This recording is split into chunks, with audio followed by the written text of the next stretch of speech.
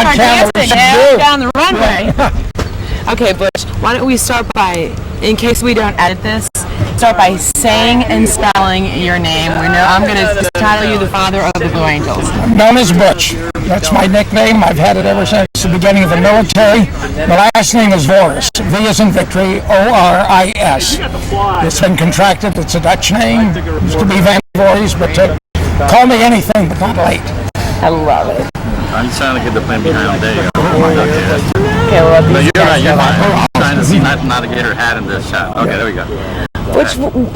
What is it like to be known as the father of the Blue Angels? I mean, just the best of the best. There just isn't anything that could give me more honor and pride. There just isn't anything else. You can see it in the eyes of the youngsters and young pilots. It's, once a blue, always a blue. And as he said, we have over 200 pilots in the 54 years, and each one feels the same way. It's the greatest thing on earth.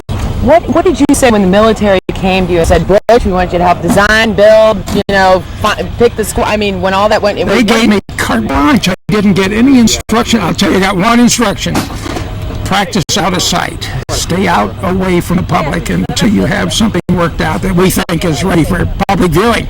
And I think the reason they did that, they figured if we ran into each other, the alligators would eat the wreckage and they could buy without going public. But it worked. That's where we went. Practice out in the woods. And did our approval shows for all the admirals right up the line to Pensacola. Did our first show at Craig Field. Won a 3-foot bronze trophy on the first show, and have never looked back.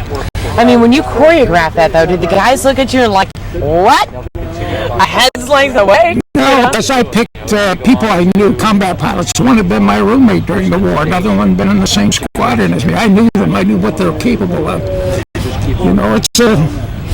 It's a game where you have 110% trust in a person. You have to. Now, if you went up in that and they were flying, you'd see the difference when they're 3 feet apart. You see the difference in going up individually. It's got to be the ultimate. I mean, I don't think there's anything beyond that. Probably a couple of subjects, but I can't get into that now. Love that. I had a motto. You want to keep the show in front of people. The reason you're out there is to show and demonstrate to people.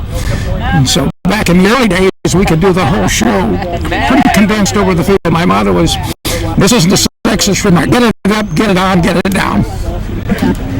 Oh my God! How many times did what a card? How many times, Butch? How many hours? How many times have you been up? Oh, I don't know. More than I can count. You don't even think of. You don't think in terms of total hours and things. You think in terms of individual or specific experiences in your life, as you do in any type of life, of different things that have been highlights, like beat the pants off the Army team or the Air Force team. It's competitive. I knew the Secretary of the Navy didn't give me the job to be number 2.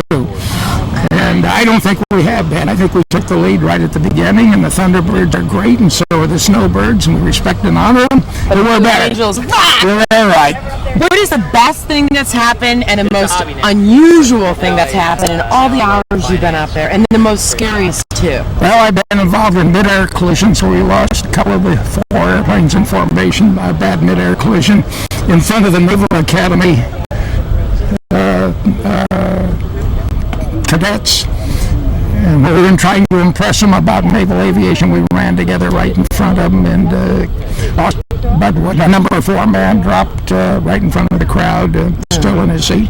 You have things like that. I lost the first one. I had the team notice twice later. Lost Robbie Robinson, who right here in the center of this field, wing field, and he blew up and exploded right here in front of the crowd. Those things you just have to accept. There is risk, but it's not. You never think of it. Now you've got to be sensible.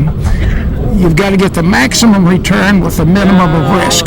That makes sense. I haven't done any You increase your risk to a point where your accident rate's going to go up, and you've got to back off. So that's how you. It's a game of balance. Risk versus return. No different in business or even in your game.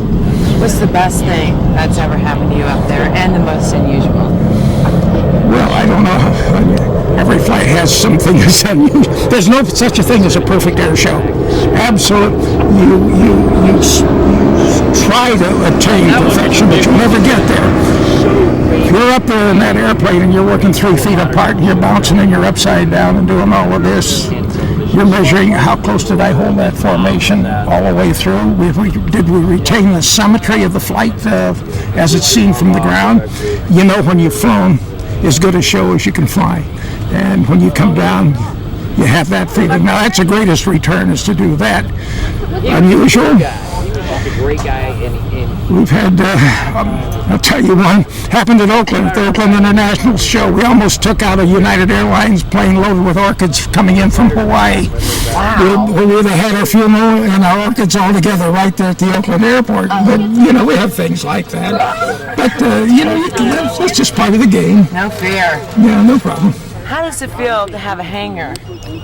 Well, the air terminal, I was surprised when I got the call and said, hey, we're going to name it. Well, it's not, I happen to be the first, so that in itself is something, but that represents everybody in the team all the way back, all the angels from the beginning and forward from here. What do you want to be when you grow up? You know, if I can just stand up and breathe, I figure I'm doing real well. I think you're doing real